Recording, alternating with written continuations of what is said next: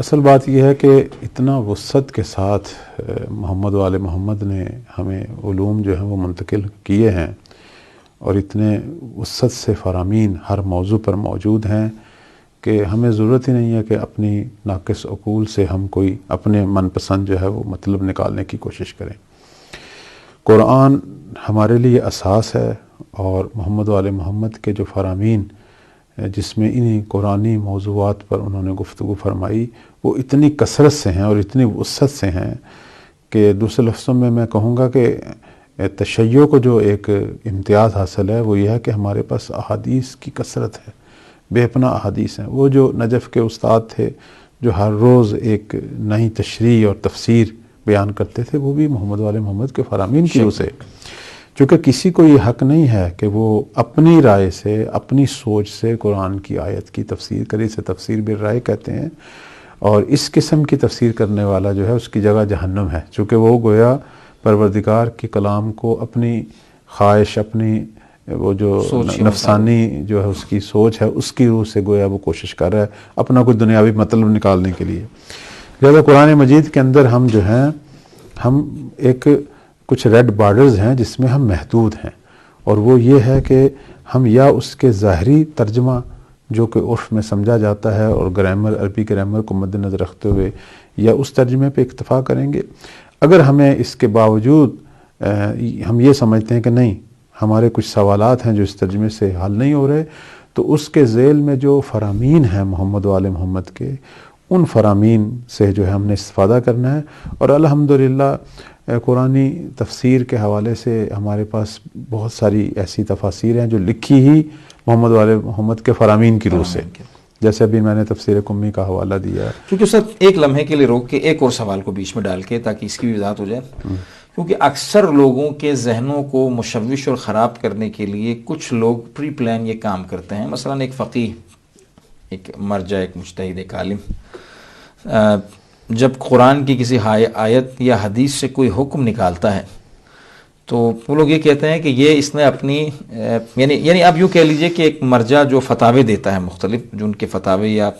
احکام فقہی کے اوپر جو ان کی رائے ہوتی ہے، یا ان کی رائے یعنی اہل بیت کی رائے، وہ جو نکال کے دیتے ہیں، وہ کیا بلیم کرتے ہیں، سادہ لوگوں تک کیا پیغام پہنچاتے ہیں انتہائی لیپا پوتی کے ساتھ، کہ یہ تو مجتہد کا اپنا ذاتی نظریہ ہے، اس کی اپنی ذاتی رائے ہے، یہ لوگ امام کے حکم کے قائل نہیں ہیں اور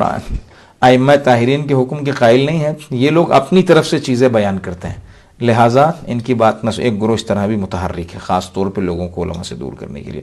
تو اس کی ذرا سے اگر وضاحت ہو جائے کہ اس غیبت کے دور میں ایک مرجع، ایک فقیہ، ایک مجتہد اگر کوئی حکم ہمیں کوئی نصیحت کرتا ہے، کوئی پیغام ہمیں دیتا ہے، کوئی بات ہم تک پہنچاتا ہے، تو وہ کن زاویوں سے نکل کے ہم تک آتی ہے؟ دیکھیں، کوئی بھی حکم جو ہے وہ قرآن اور احادیث سے، محمد وآل محمد سے دور نہیں ہے، ذاتی رائے وہ شامل نہیں کر سکتا۔ اگر مجتہد جو ہے اپنی ذاتی، اپنی خواہشات، اپنی ناقص عقل کو صرف معیار بنائے تو وہ عدالت اس کی ختم ہو جاتی ہے، وہ ہمارے نزدیک قابل تقلید ہی نہیں ہے۔ ایک فقیہ جب بھی فتویٰ دے گا تو وہ قرآن اور احادیث کی روح سے دے گا، محمد وآل محمد کے فرامین کی روح سے دے گا۔ اس کی فقاہت اور اجتہاد کا مطلب یہی ہے کہ اس نے قرآن اور حدیث پہ غور و فکر کیا، اور اس میں جو شرعی مطلب وہ سمجھا ہے، اس میں سے جو سمجھا ہے وہ اس نے پیش کیا، اور ظاہر شرعی مطلب جو سمجھے گا اس کے لیے اس نے کئی سال، 30-40 سال محنت کی ہے، مختلف علوم پڑھے ہیں کہ جن کو پڑھنے کا ہدف یہی تھا کہ وہ قرآن اور احادیث کو صحیح طریقے سے سمجھے۔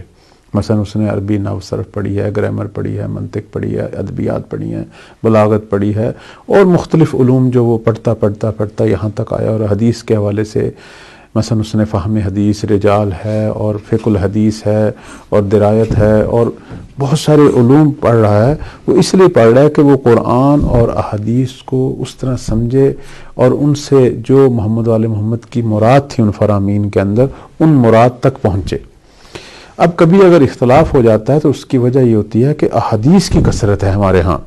نہ کہ یہاں بعض لوگ یہ سوچیں کہ یہ اس مجتہد کی اپنی نظر ہے اور وہاں اس مجتہد کی اپنی نظر ہے۔ میں یہاں ناظرین کی خدمت میں واضح کروں گا، یہ بھی ایک بڑا سوال کیا جاتا ہے کہ فلاں نے یہ کہا ہے اس کے بارے میں، فلاں نے یہ کہا ہے۔ پہلی تو بات یہ ہے کہ ہمارے فقہا کے جو اختلافات ہیں وہ بہت کم ہیں، اشتراکات بہت زیادہ ہیں، برخلاف ہمارے دیگر جو اہل تسنن جو بھائی ہیں ان کے فقہا کے اندر اشتراکات کم ہیں، اختلافات زیادہ ہیں۔ مثلا اگر فرض کریں 2000 مسئلہ ہے تو اس 2000 مسئلے میں ہو سکتا ہے اگر ہم گنیں تو وہ 20-30 مسئلے ہوں گے جس میں ہم دیکھ رہے ہیں کہ فقہا میں جو ہے وہ اختلاف نظر آ رہا ہے، اور وہاں جو ہے وہاں برعکس ہے، ہو سکتا ہے 20-30 مسئلے میں اشتراک ہو، باقی جو ہے وہ 1000 جو ہے وہ 1900 مثلا 70 مسئلے میں جو ہے وہ اختلاف۔ اچھا یہ اختلاف بھی جو آپ فرما رہے ہیں یہ بھی ذاتی نہیں ہے، یہ بھی ذات اس کی کثرت اقوال کی وجہ سے اس کی وجہ جو ہے ہمارے ہاں جو 20-30 مسئلے میں اختلاف ہمیشہ رہتا ہے اس کی وجہ یہ ہے کہ کثرت احادیث ہیں۔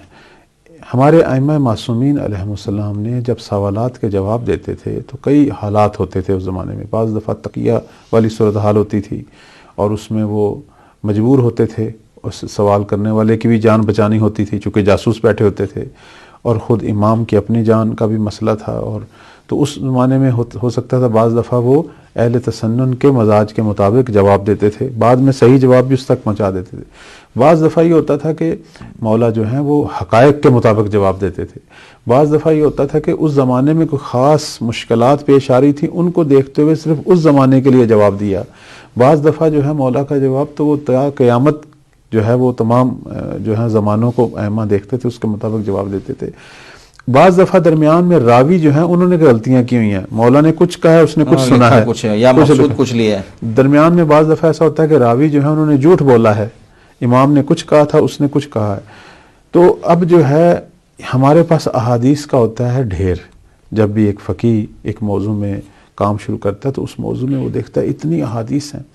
اب ان احادیث کے اندر اور قرآن کی آیات اور ان احادیث کے اندر صحیح حکم جو ہے وہ کون سا ہے آج کے دور کے مطابق،